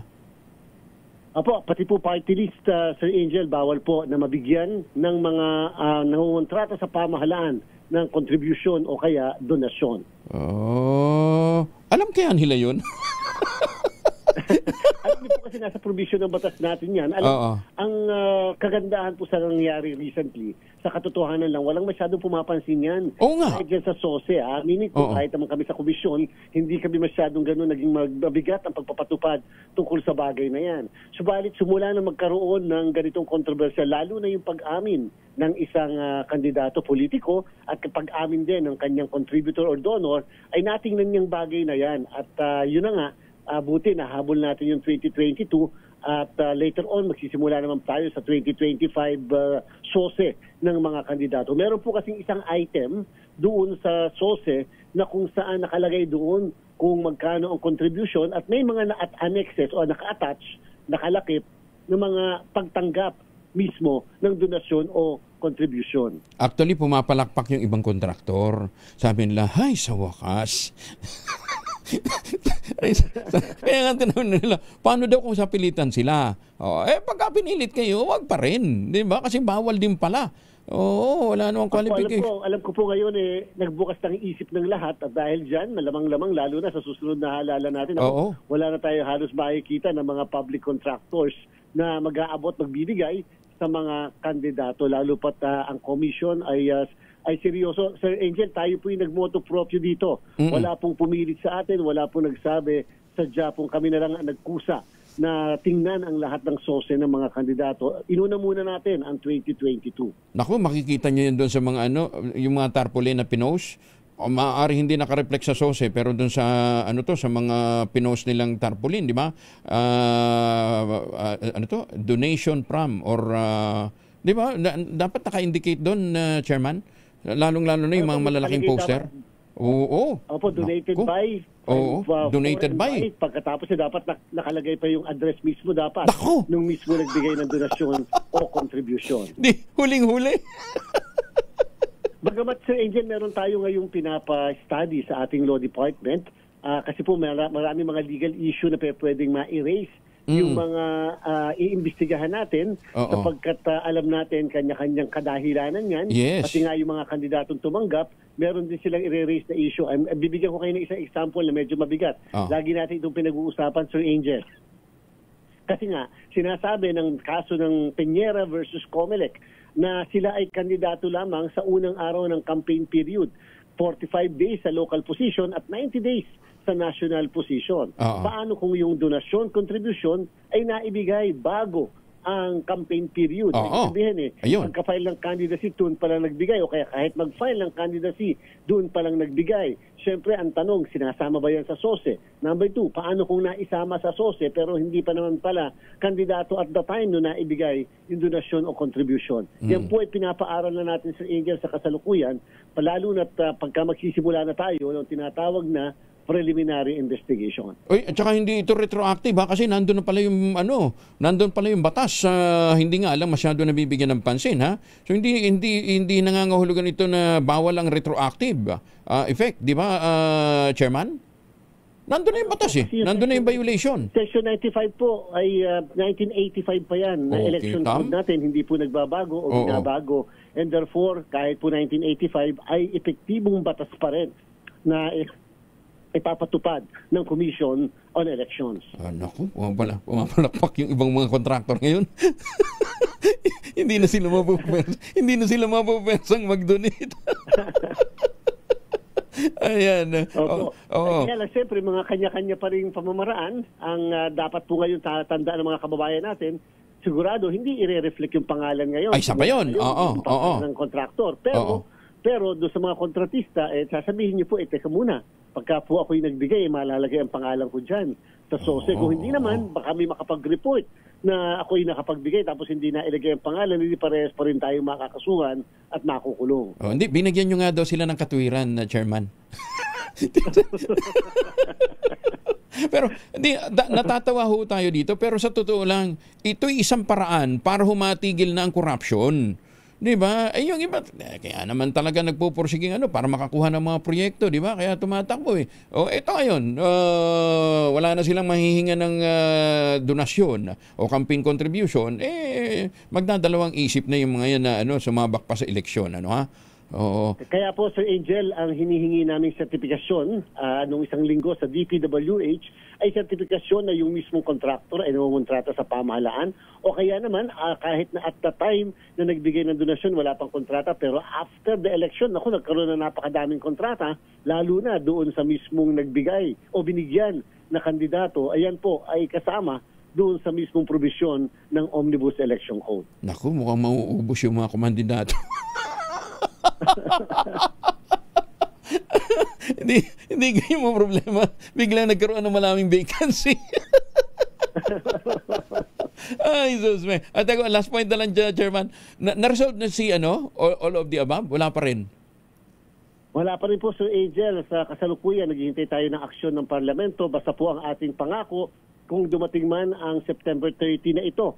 At wala pa pong maliwanag dyan, ang komisyon ang magbibigay ng liwanag kung paano natin ito tatanggapin, yung none of the above. Ito ba isang kandidato o ikukonsider lang natin na ekspresyon ng sentimiento ng mga kababayan natin sa Bangsamoro? Okay. Last point. Si Gabriela, yung number 64, hindi na madadagdagan? Kasi di ba 3 seats yung nawala sa Duterte Youth. Di ba 3 seats sila dapat? So paano yun? Ganito po, Sir Angel, bali po lumalabas kung sakali 4 ang magiging bakante na posisyon. Isa yung pang-64 kasi 63 lang ang ating naiproklama nung Mayo 12 at 3 naman ang hahalinhin doon sa naturang party list kung sakali. Inuna na po muna natin iproklama yung pang-64 na party list at yan po yung mangyayari ngayong linggong ito sa Gabriela party list. Pang-64 po sila. Kung sino po yung papalit na 3, yan po naman ay aming i-determine later sapagkat hanggang sa kasalukuyan yung desisyon namin sa naturang party list, yung Duterte Youth ay hindi pa pinal at sila po ay pumunta pa sa Korte Suprema. So titingnan natin kung up to September 30 po kasi ang finality nung naturang desisyon ng Commission on Election. So itong sa Gabriela, hindi sila replacement. Hindi sila replacement ng Duterte Youth. Hindi po. Sila po ay talagang na-late lang na proklamasyon dahil nga tayo ay nakumbisi natin ng mga miyembro ng komisyon na talagang dapat ay 64 at hindi 63. Sapagkat ang 63, Sir Angel, 19 point something lamang ng kabuuan ng Kongreso. Samantalang ang sabi ng saligang batas, dapat ang party list ay dapat shall constitute 20% o 20% ng kabuuan ng mga kongreso. So 19 po ay hindi po, yung point something, hindi isang buong tao yon at hindi pwedeng i-round off. Samantalang, ang 64 po, Sir Angel, ay 20 point something, and therefore, yung 20 ay nakumply in accordance sa ating saligang batas. So ang mangyayari ngayon, yung tatlong mababakante dahil nga halimbawa magkaroon ng finality, tawag dito, kung yun yung magiging resulta, no? Saan manggagaling yung tatlo? Hindi 65, 66, 67. Apo, yan po yung aming hindi muna masagot sa kasalukuyan. Pag-uusapan din namin ngayong Miyerkules kung dapat ba kaming tumaas, yung mga meron ng posisyon, o dapat kaming bumaba dun sa mga wala pa. Yung ba ay dapat doon sa mga kasunod ng Gabriela Party List, o kami ay dapat tumaas doon sa may mga ibang seats na titingnan natin doon sa mismong mga naging desisyon ng Korte Suprema, lalo na sa kaso ng Banat versus Comelec at yung pinaka-latest na desisyon sa Anwaray versus Comelec. Okay. So, abangan natin, ano ha? Oo, anyway, few weeks na lang yan eh. More than 2 weeks na lang, para malaman natin. So, dalawa. It's either madagdagan yung dulo o yung mga nasa taas madagdagan ng seats. Tama po kayo, Sir Angel. At makikiabangan niyo po yan ng mga kababayan natin. Mangyayari po yan mga more or less 2 weeks lang. Kung sakasakali. Ayaw din po nating i-preempt kasi yung aksyon ng Korte Suprema sa naihain na petisyon ng Duterte Youth. Okay, abangan namin. Chairman, maraming salamat for the time for joining us this morning. Thank you. Magandang umaga po. Maraming salamat, Sir Angel. Ingat Magandang umaga po. Maraming salamat. Si Chairman George Garcia ng Commission on Elections. Magandang umaga, Pilipinas! Oras mo na sa buong kapuluan, alas 5:20.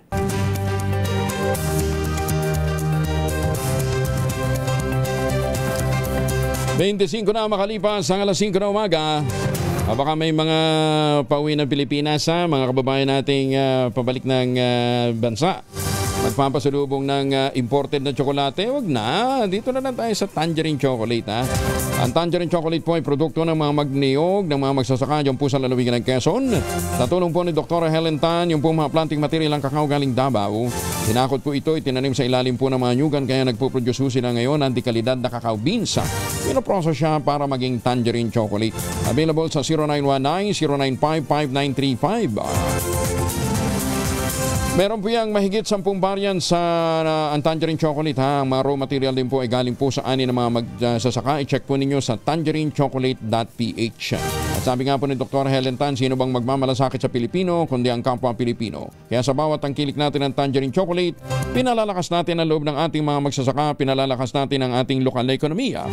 Tangerine Chocolate, 100% gawang lokal but taste and looks global dahil tinulungan ito ng DTI at ng DOST.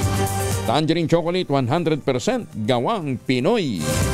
Ang sabi nga ni Oxygen Marie, ang sarap ng tangerine.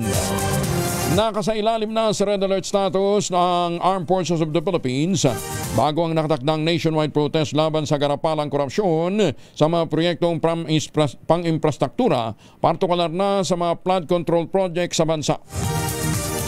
Ayon sa spokesperson ng Armed Forces of the Philippines na si Colonel Francel Margaret Padilla, lahat ng kanilang mga unit ay naka-standby na para suportahan ang Philippine National Police noon pa mang September 12. Pagtitiyak naman ni Padilla, nirerespeto ng AFP ang karapatan ng mga mamamayan na ipahayag ang kanilang saloobin, ngunit hindi nito pampayagan ang sinamang individual o grupo na gamitin ang sitwasyon para maghasik ng karahasan, pagkakawatak-watak o kaya'y kaguluhan. Samantala sa ulat naman ng Philippine National Police, naging mapayapa, maayos ang isinagawang kilos protesta sa ilang bahagi ng Metro Manila nitong nakalipas na weekend. Magkakasa ang transport strike ang grupong Piston sa Huwebes, September 18. Ito'y para ipakita ang kanilang pagtutol sa garapalang katiwalian sa flood control project sa bansa. Git ng Piston, hindi sapat ang mga pagdinig at mga investigasyon dahil kailangan meron talagang managot o merong makulong.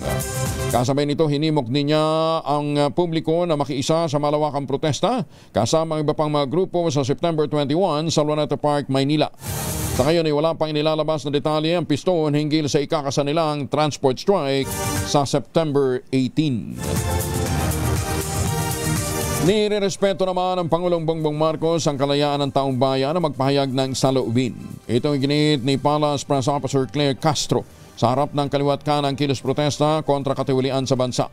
Ayon kay Castro, suportado ng Malacanang ang anti-corruption protest na ikakasa ng ilang grupo sa September 21. Ngunit ang natataging panawagan ng palasyo, huwag sanang gamitin ang mga pagkilos para pabagsakin ang pamahalaan. Will always respect this freedom of expression. So kung ano man po ang nararamdaman na sentimiento ng ating mga kababayan sa ngayon, yan po ay ginagalang ng Pangulo. Ang dasal lamang po natin, itong kanilang pagsisentimiento ay wag sanang sakyan ng ibang mga tao na hindi maganda ang naisin para sa gobyerno, kundi mag-destabilize. So yan po ay sinusuporta naman din po ng Pangulo ang mga hinaing ng ating taumbayan dahil ito naman po ay laban sa korupsyon. Ay, magandang umaga ho doon ho sa mga nagbabantay sa mga 7-Eleven. 7-Eleven, ha? Marami na palang franchise ng 7-Eleven. Yung isang taga-DPWH. Tiniyak ng Department of the Interior and Local Government o DILG na magbibigay ng security support ang Philippine National Police sa pag-inspeksyon sa mga pangunahing flood control project. Sa gitna ito ng investigasyon sa manumalyang mga proyekto kontra pagbaha. Ayon kay Interior and Local Government Secretary John B. Cribulia, pangunahin nilang tututukan ang seguridad dahil wala naman silang alam pagdating sa technical evaluation ng infrastruktura. Sinisiguro din na kalihim ang round-the-clock deployment ng mga police officer upang masiguro ang kaligtasan ng mga personnel ng DPWH sa magsasagawa ng visit sa mga site upang matiyak ang transparency, accountability at kaligtasan sa implementasyon ng flood control project sa buong bansa. Hindi may tuturing na least guilty ang mag-asawang Sara at Curly Discaya para maikonsidera bilang state witness. Ayon kay Bicol Saro Party List Representative Terry Ridon, ang co-chair ng House Infra Committee, ala Janet Lim Napoles noong kasagsagan ng pinapscam ang mag-asawang Discaya. Ginit ni Ridon, inamin mismo ng mga Discaya na sila ang nag-aalok ng pera sa mga mambabatas mula noong 2022, kaya malinaw niya nakasama sila sa pinaka-guilty sa krimen. Well, unang sa lahat, talagang parang malabo na ho silang mag-state witness kasi ang status nila parang sila yung Janet Lim Napoles po nitong flood control projects. Sila ho talaga nagbibigay. Inamin naman ho nila sa kanilang affidavit. Inamin din ho nila sa Kongreso na ng 2022 onward, sila ho yung nagbibigay ng pera sa mga politiko. Parang di ba conspirator ka na? Parang principal ka na dyan sa krimen po ng corruption, hindi ba? Pagka ho, inamin mo na yun, no? So, ibig sabihin, kasama ka sa pinaka-guilty sa krimen po na yan, no? So, kumbaga, ang requirement po ng state witness, una, ikaw po yung hindi most guilty. Parang sila yung pinaka-guilty. Kumpiyansa naman si Ridon na may bibigyan ng sapat na proteksyon si dating Bulacan Assistant Engineer Bryce Hernandez. Matapos ang desisyon na ibabalik na siya sa Senado o sa Senate custody mula sa Pasay City Jail. Presyo ng manok sa Sangandan Market sa Caloocan tumaas ng 20 pesos. Alamin natin na detalye mula kay Edwin Duque, RH23. May buntag mo, Edwin. May buntag, Kuya Angel. Walang permanenteng presyo. Ito yung sabi ng mga vendor sa presyo ng manok dahil nakadepende sa supplier. Nung araw ng Biyernes, Kuya Angel, bumaba pa ka ng 200 hanggang 210 yung presyo ng manok. Pero mabubulaga ka ngayong umaga dahil umabot ng 240 uli mula sa murang presyo. Ang baka naman ay natili sa kanyang presyong 450. Ang baboy 350 hanggang 360 yung bawat kilo. Yung pork chop 360, ang giniling 360 pa rin, habang yung patahulian at unahan ay parehong 330. Sa liempo, hindi pa rin tumas ko yung nasa 380 pesos pa rin yung bawat kilo. Yung mahilig sa kambing, maraming supply ng kambing, kaya yung presyo nila ko Angel mula sa 500 ay mabibili mo ng 480 yung bawat kilo. Sa presyo ng isda, bidang-bida pa rin ang bangos at galunggong dahil nasa 280 hanggang 320 bawat kilo. ang yellow bean ay 260, habang yung paboritong pusit ay 230, yung lumot, yung kalawang naman ay 240, habang yung pangkalamares, yan ay bahagyang bumaba ng 220 hanggang 240 pesos bawat kilo. Wala namang paggalaw ko yung gel sa presyo ng mga gulay na natiling 600 to 700 ang presyo ng siling labuyo, habang 380 to 400 naman ang siling panigang. Ang kamatis, pinakamura yung 50 hanggang 120 pesos, habang yung talong na bahang-baha yung supply ay 50 pesos hanggang 70 pesos bawat kilo. Sa presyo ng bigas na gumpisa ng 40 pesos hanggang 70, ang pinakamahal, ito yung dinorado ay 80 pesos. Ganon din ang malagkit, mula naman 80 hanggang 100 pesos bawat kilo. Yan ko yung ating price monitoring report mula pa rin sa Takandan Market sa Kalungan. RS-23, Edwin Duque nagulat sa Nisa Race, una sa Pilipinas, una sa Pilipino. Dagang salamat, Edwin Duque. Bagong balita, bagong impormasyon, kasama si Kuyang Angelo Palmones. Magandang umaga, Pilipinas! 34 na makalipas ang alas 5 na umaga. Si Kuyang Angelo Palmones. Magandang umaga, Pilipinas! 39 na makalipas ang alas 5 na umaga, pinahayag ni Speaker Ferdinand Martin Romualdez ang kanyang buong suporta sa Expanded Career Progression o ECP system para sa mga guro ng Department of Education na kanyang inilarawan bilang isang makasaysayang reforma sa pagpapatibay ng pangako ng Pangulong Bongbong Marcos na bigyang kapangyarihan ang mga guro bilang mga haligi ng edukasyon sa ilalim ng bagong Pilipinas Vision. Ayon sa kanituan ng unang distrito ng Leyte, itataas ng bagong sistema ng promotion ang estado ng mga guro sa pamamagitan ng pagbibigay ng promotion system batay sa kakayahan, merito sa halip na limitahan lamang ang ng mga bakanting posisyon. Binigyan din pa ng speaker na pinatutunayan ng bagong sistema ang pagbibigay diin ng Pangulong BBM sa kanyang 2025 State of the Nation Address na ang pagbibigay kapangyarihan sa mga guro sa pamamagitan ng profesional na pag-unlad at pagsulong ng kanilang karera ay susi ng pagbabago sa sektor ng edukasyon sa bansa. Sinimula na ng Department of Education ang pagpapatupad ng DepEd Order No. 024 Series of 2025 na siyang nagtatatag ng ECP system. Nagpakilala ito ng mga bagong ranking para sa mga teacher. Yung pong mga Teacher 4 ay naging Teacher 4 hanggang Teacher 7 at Master Teacher 5. Lumikha ng dalawang career track sa classroom teaching at school administration. Ang promosyon ay babatay na ngayon sa Philippine Professional Standards for Teachers and School Heads na iniuna ang kalidad ng pagtuturo at kakayahang mamuno. Alas 5:40 ang oras sa buong kapuluan na sisilipin naman ng Malacanang ang umunoy ugnayan ni dating Public Works Secretary Manuel Bunuan sa isang kontratista sa Bulacan. Ito ang tiniyak ng Palace Press Officer na si Claire Castro makarating kay Pangulong Bongbong Marcos ang naturang impormasyon. Ayon kay Castro, walang kaibigan o kaalyado sa ginagawang investigasyon kaugnay ng flood control scandal. First of all, the President will always respect this freedom of expression. So kung ano man po ang nararamdaman na sentimiento ng ating mga kababayan sa ngayon, yan po ay ginagalang ng Pangulo. Ang dasal lamang po natin, itong kanilang pagsisentimiento ay wag sanang sakyan ng ibang mga tao na hindi maganda ang naisin para sa gobyerno, kundi mag-destabilize. Alas 5:41 ang ating word of the day ay maladroit.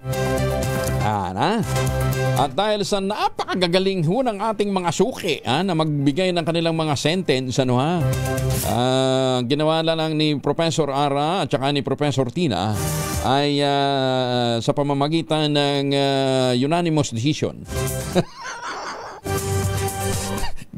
Ginawang drawlats na lang. Ayan. Dahil sa marami ho yung nagpadala ng kanilang magagandang mga sagot. At ang nanalo via drawlat ay si Cindy Triumphante. Cindy, congratulations. Sabi niya, when maladroit leaders govern the country like Philippines, The flood control projects go ghosting. Tama naman siya. Magandang umaga, Pilipinas! Congratulations kay Cindy Triumphante. Message mo kami rito kung paano namin Ara, bahala ka na, basta padala natin sa kanya yung 1,000 ha. Via GCash or whatever para makasabihin niya naman ghost price din yun. Mahiwagan tunog. Ito ba? Baka gusto niyo sumali din. 19,000 ho naghihintay na premyo sa ating Mahiwagan Tunog. Item number 1 at saka item number 2 nakuha na po. Yung nga lang, magkakaiba yung sumagot.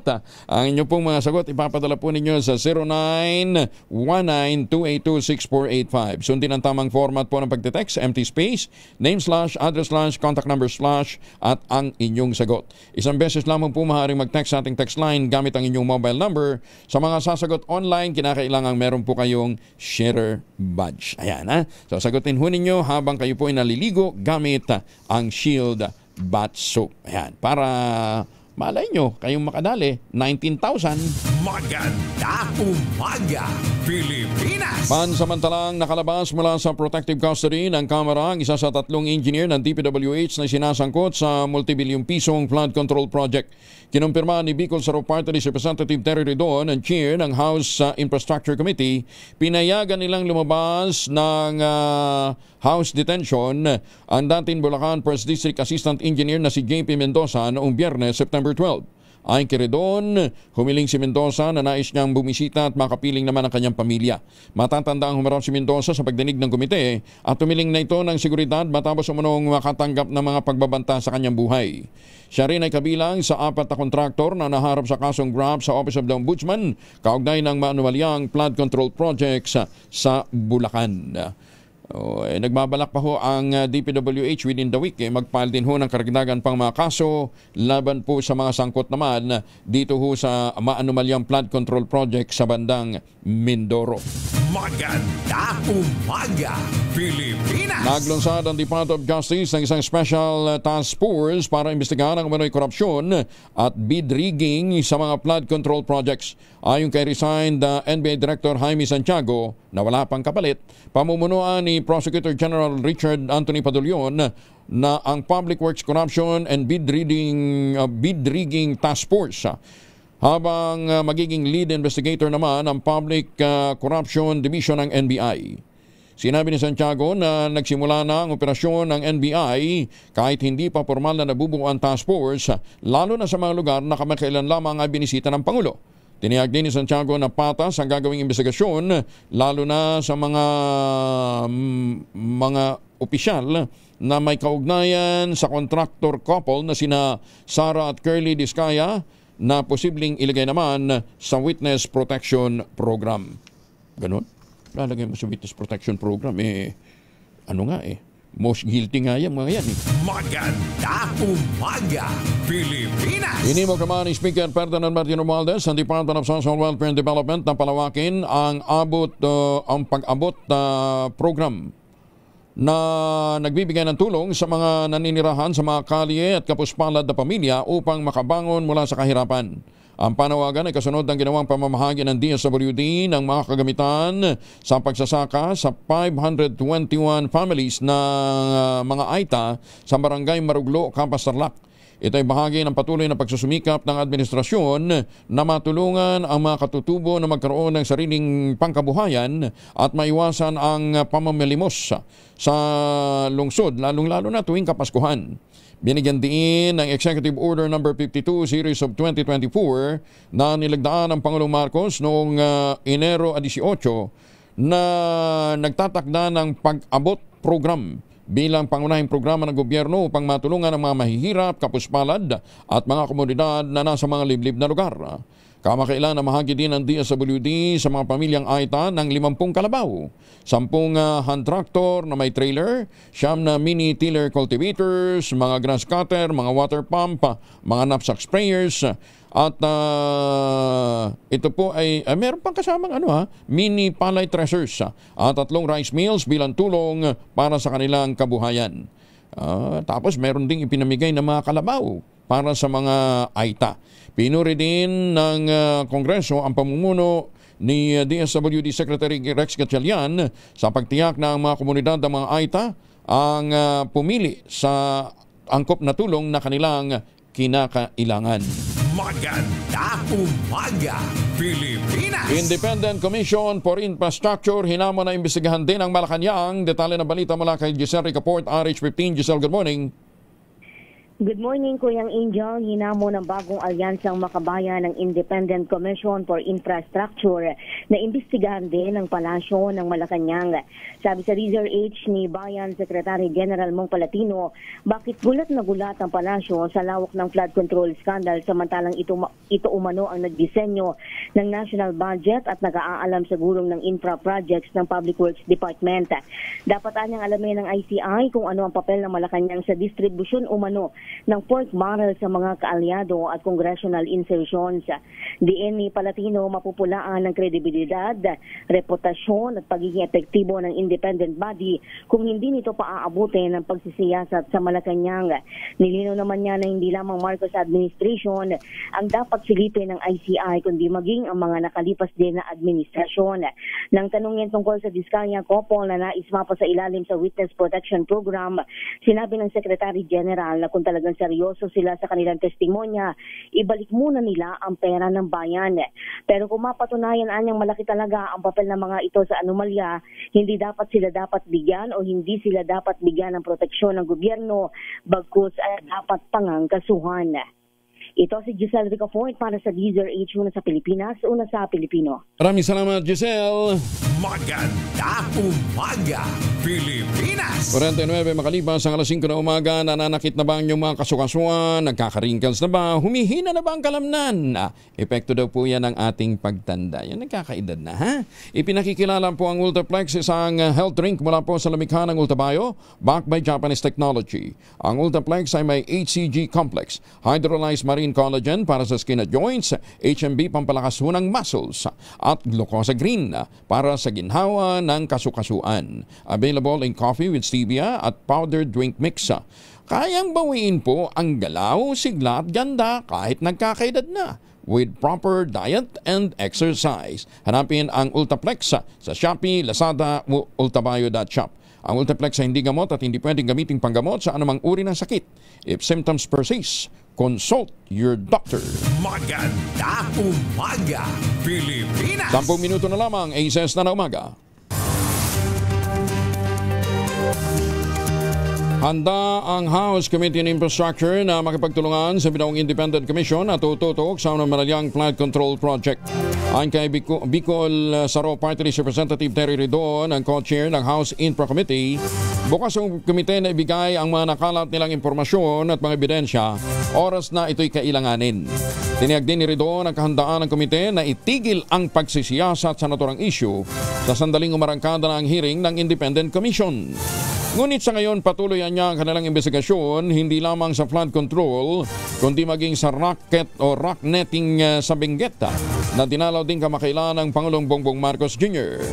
Well, alam po ninyo, nababanggit po yung Kongreso at Senado doon po sa mismong executive order po ng Independent Commission. So, bukas naman po tayo makipagtulungan as ICI patungkol po dito para sa mga ebidensya, dokumento, impormasyon na kailangan po nila.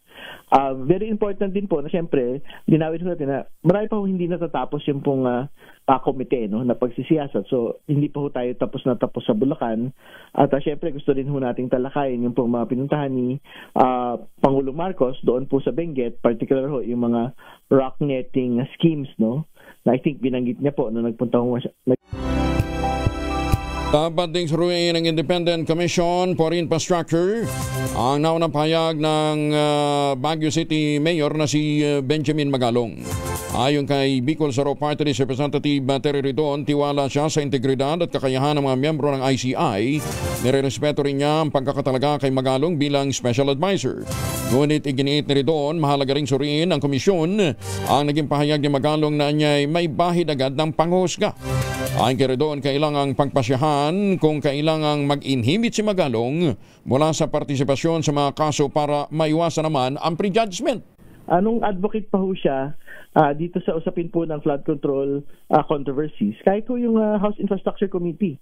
Di ba, marami din ho siya mga sinabi. Tinawag niyang yung anti-Moro na pejorative, no? Yung pong komite, tinawag niyang mga kriminal yung mga miyembro, tinawag niyang nagmamaang-maangan lang yung pong mga miyembro ng komite. So, kumbaga kailangan nung i-consider ng Independent Commission po itong mga public statements po na ito, no? Para malaman ho nila kung alin po yung mga aspeto na dapat ho mag-inhibit sa si Special Advisor Mayor Magalong at dun sa mga aspeto na pwedeng hindi siya mag-inhibit. Maaaring maging ligasiya ng Pangulong Bongbong Marcos ang paglaban sa katiwalian kung mapapanagot ang lahat ng mga sangkot sa flood control scandal. Ayon sa political analyst na si Dr. Froilan Calilong, nakasalalay sa political will ng Pangulong BBM ang paghabol at pagpapakulong sa mga totoong nasa likod ng korupsyon. Ginit ni Calilong, makapangyarihan, may impluensya at malalaking isda ang babanggain ng Independent Commission, kaya't mahalaga ang kanilang misyon o sa kanilang misyon ang matibay na paninindigan ng Pangulo. The decisive factor here will boil down to the political will. If the president really is willing to burn bridges with these people, then I think it's gonna be good for us. O nga naman, kasi kung ngayon pa lamang parang selective na yung gusto nating habulin, ano ha? At para bang binusalan yung tinig ng mga senador at mga kongresista. At iaasa na lamang sa Independent Commission, baka bandang huli maging iba rin yung pananaw ng ating mga kababayan. Naniniwala din ang political analyst na si Dr. Calilong na hindi kailangang mag-inhibit si Baguio City Mayor Benjamin Magalong sa investigasyon ng flood control project. Ayon kay Calilong, malaking bentahe na meron ng nalalaman si Magalong na maaaring magamit sa pagsisiyasat sa naturang kontrobersiya. Git ni Calilong, tanging ang mga totoong sangkot sa katiwalian lamang ang natatakot na maging bahagi si Mayor Magalong sa Independent Commission. Gusto ng presidente natin na malaman talaga yung katotohanan, and what better way to start by engaging people that already has knowledge about these things, and maybe itong knowledge na to na meron siya magagamit talaga natin dito sa magandang kakahinat na nitong investigasyon na to. So I think ang mga natatakot lang naman dito talaga na masama si Mayor Magalong yung mga involved talaga. Matatandaan na ilang mambabatas na nagpahayag ng pagtutol na maging special advisor nga ang alkalde dahil sa mga nauna nitong pahayag hinggil sa korupsyon sa flood control project. Pinatatagal lamang ng kampo ng dating Pangulong Rodrigo Duterte ang legal proceedings para makaiwas sa paglilitis ng International Criminal Court. Ito naman ang giniit ng mga kaanak ng drug war victims kasunod ng hirit ng defense team ng dating Pangulo na iurong ang confirmation hearing. Para sa Rise Up Coalition na tumatayong kinatawa ng mga pamilya ng mga biktima, bahagi lamang ito ng tactics ng kampo ng dating Pangulo para patagalin ang pag-usad ng kaso. Pinunto rin ng grupo na hindi magkakatugma naging pahayag hinggil sa kontensyon ng dating Pangulo. Inimog naman ni Philippine Ambassador to China Jaime Flor Cruz ang mga negosyanteng Chinese na mag-invest sa Pilipinas. Ayon kay Flor Cruz, bukas ang Pilipinas na makipagsosyo sa China na niya ay largest trading partner ng bansa pagdating sa mga negosyo. Ibinida din ni Flor Cruz ang Pilipinas bilang isang highly resilient globally competitive hub para sa samot-saring serbisyo sa buong Asia. Iginit ni Flor Cruz, ang bansa ay isa sa world's best island destination. Kilala sa unique blend ng Spanish, American at Chinese heritage. Ginawa ng Philippine Ambassador ang pahayag kasabay ng pagbubukas ng Philippine Pavilion sa China International Pier for Trade and Services sa Beijing. Bagong balita, bagong impormasyon, kasama si Kuya Angelo Palmones. Magandang umaga, Pilipinas! Oy, doon sa mga hindi natin nabasa na mga messages, pasensya na ho kayo, biglang naghang. Mukhang dami yata ng mga sumagot dun sa ating pakantas, ha? Congratulations ulit, ha? Kay Cindy Triumphante. Hintayin mo lang yung premium mong 1,000, ha? Papadala sa iyo ni Ara. At susunod ang 2x2 at ang ACS Balita. Kuya Angel po, si Angelo Palmanos ang iwan sa inyo na isang magandang umaga. Maraming salamat sa inyo walang sawang pagsubaybay, pakikinig at pagtitiwala. Ang ating quote of the day ngayong araw nito ay mula po sa American writer at nagpauso po ng reggae. Ang sabi niya, "You will never find justice in a world where criminals make the rules." Magandang umaga, Pilipinas! Isang minuto na lamang, 2x2 na at ACS Balita, a minute bago mag-ACS ng umaga.